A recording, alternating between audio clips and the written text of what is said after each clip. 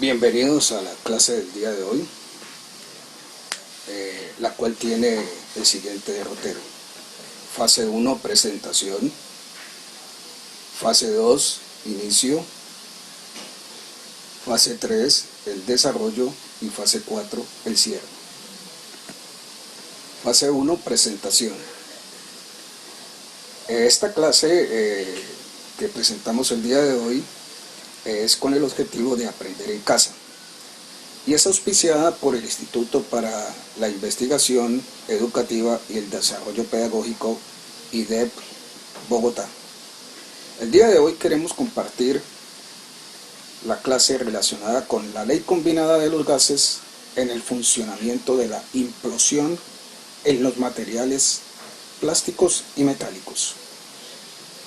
Yo soy el profesor Walter Spencer Viveros, docente de química de la institución educativa Álvaro Echeverri Perea. Fase 2, inicio. Entonces empezamos con la introducción, la cual establece que la siguiente clase tiene como finalidad el acercar a los estudiantes a la comprensión del comportamiento de los gases según las leyes de Boyle, Charles y Gay-Lussac, es decir, teniendo en cuenta el volumen, la temperatura y la presión de una masa de gas. En ese mismo sentido, se propende por generar alfabetización científica con respecto a la idea de implosión en materiales de plásticos y metálicos. Las competencias científicas están en la siguiente dirección: interpretación y elaboración de gráficas, inferir, predecir, resolución de problemas, manipulación de variables, observación, modelación, desarrollo de modelos teóricos, observacionales, a la vez del vocabulario teórico y observacional. El indicador de desempeño trazado para esta clase es el siguiente: realiza ejercicios prácticos donde aplica las leyes de los gases ideales y reales. El objetivo consiste en potenciar las habilidades que permitan al individuo del siglo XXI el desarrollo de competencias, alfabetización y pensamiento científico, además de la adquisición y dominio conceptual, actitudinal y procedimental. Entre los materiales tenemos guía, este puede ser un cuestionario que tenemos al cierre, la calculadora, libreta de apuntes, tabla periódica, internet, computadora, tablero celular, lápiz, borrador y taja lápiz. La fase 3 corresponde al desarrollo, donde vamos a hacer una exposición de las generalidades y vamos a dar línea en cuanto al componente teórico de la ley combinada de los gases. Para ello entonces nos vamos a detener con lo que corresponde al fundamento de esta, donde podemos retomar la ley de Boyle, la cual establece que a temperatura constante la relación entre la presión y el volumen es de proporcionalidad inversa, es decir, que si una variable aumenta, la otra disminuye. La ley de Charles, la cual establece que a presión constante la relación entre el volumen y la temperatura es directamente proporcional, es decir, que si la una aumenta, la otra también aumenta, o si una variable disminuye, la otra también disminuye en una fase o etapa 2. Y la ley del Gay-Lussac, que establece que a volumen constante la relación entre la presión y la temperatura es directamente proporcional, es decir, que si la presión aumenta, la temperatura también, o que si la temperatura o la presión disminuye, la una también disminuye. Estas tres leyes se tuvieron en cuenta para llegar al parámetro que relaciona que la presión 1 por el volumen 1 dividido sobre la temperatura 2 es igual a la presión 2 por el volumen 2 sobre la temperatura 2 en una etapa 2. Es decir, que es el comportamiento de una masa de gas en etapa 1 y etapa 2. Las magnitudes a tener en cuenta para estudiar el comportamiento de un gas con respecto a la ley combinada de los gases, donde se combina la ley de Boyle, la ley de Charles y la ley de Gay-Lussac, entre otras, son la presión que se puede dar en unidades de atmósferas, milímetros de mercurio, bar o pascal, el volumen que se puede dar en unidades de litros, mililitros, metros cúbicos o decímetros cúbicos, la temperatura que la podemos expresar en unidades de grados centígrados, grados Fahrenheit, escala Kelvin, y los moles cuya unidad es el mol. Una vez habiendo establecido los fundamentos generales de línea teórica, del componente teórico de la ley combinada de los gases, vamos a contextualizar con un problema. Entonces el problema establece así: si tenemos una masa de aire confinada en un sistema a 80 grados centígrados, ojo con esto, de temperatura, esto nos está significando que es la etapa 1, lo tenemos en esas condiciones iniciales, o sea, como está en condiciones iniciales es etapa 1, y dice que está ocupando un volumen de 350 mililitros a una atmósfera. Todas estas condiciones son de la etapa 1, es decir, que tenemos 80 grados centígrados de temperatura que corresponderían en la etapa 1, por consiguiente a la temperatura 1. Y el volumen que ocupa me dice que es de 350 mililitros, por consiguiente es el volumen 1. Y la presión me dice que es de una atmósfera, por consiguiente, allí tenemos todas las condiciones de temperatura, presión y volumen en la etapa 1. Ahora nos establecen que si la masa del gas sufre un descenso de temperatura, es decir, que la temperatura descenso significa que bajó, entonces pasamos a una etapa 2, a 2 grados centígrados. Y la presión me dicen que es 0.3 atmósferas, es decir, la presión 2. Ahora la pregunta es la siguiente: ¿cuál será el nuevo volumen? ¿Cuál será el nuevo volumen? Entonces, dando continuidad con este desglose del problema, pasamos a relacionar el parámetro que nos indica cómo funciona la etapa 1 y cómo funciona la etapa 2 en cuanto a la ley combinada de los gases. Entonces nos dice que presión 1 por volumen 1 dividido por temperatura 1 es igual a presión 2 por volumen 2 dividido por temperatura 2. Como necesitamos conocer el espacio ocupado por esa masa de gas en la etapa 2, cuando se variaron las condiciones iniciales, entonces vamos a despejar el volumen 2 para determinar su valor. Por consiguiente, entonces nos va a quedar de la siguiente manera: como la presión 2 está multiplicando el volumen 2, va a pasar al otro lado de la igualdad a multiplicar, es decir, que va a quedar multiplicando con la presión 1 y con el volumen 1. Por consiguiente quedaría presión 1 por volumen 1 por temperatura 2. Perdón, me devuelvo.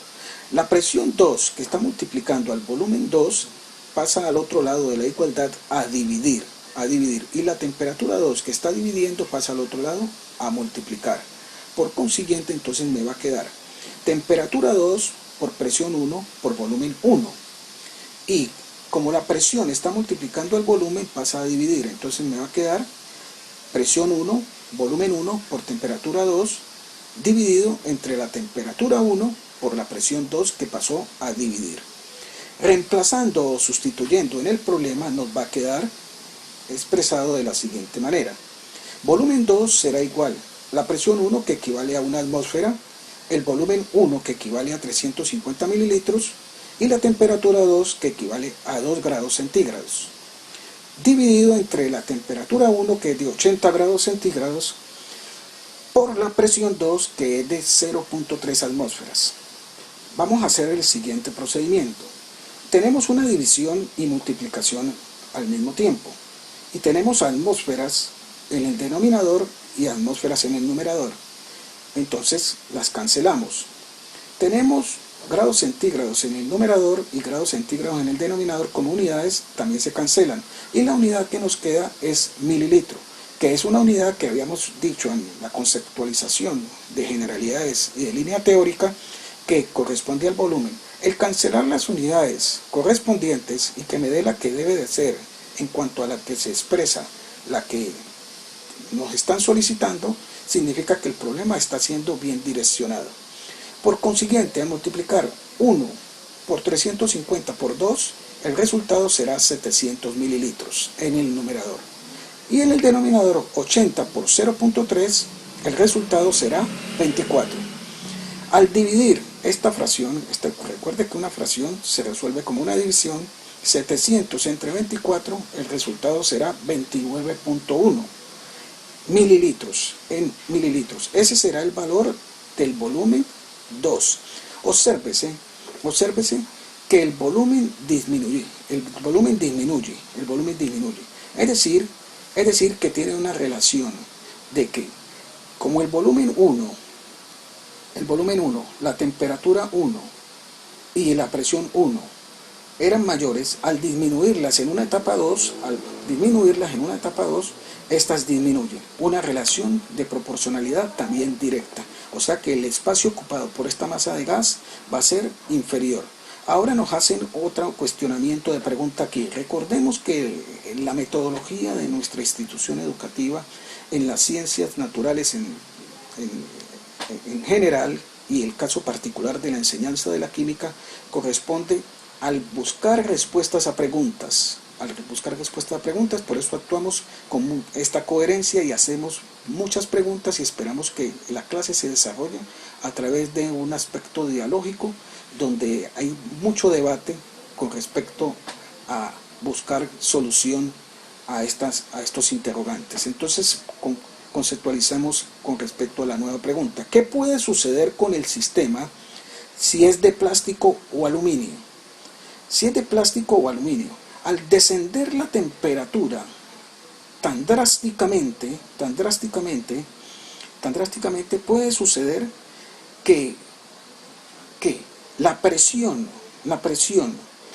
en la etapa 2, al ser menor que la presión atmosférica, que en este caso es 1, que la presión que tenía el sistema y que la presión atmosférica, que es de 1, puede suceder que termine reduciendo el espacio ocupado o el tamaño o el volumen del recipiente, o sea que el plástico lo apachurre, le cambie la forma por esta modificación tan drástica de la temperatura. Debido a que las moléculas ya no tienen tanta energía, entonces se comprime este recipiente.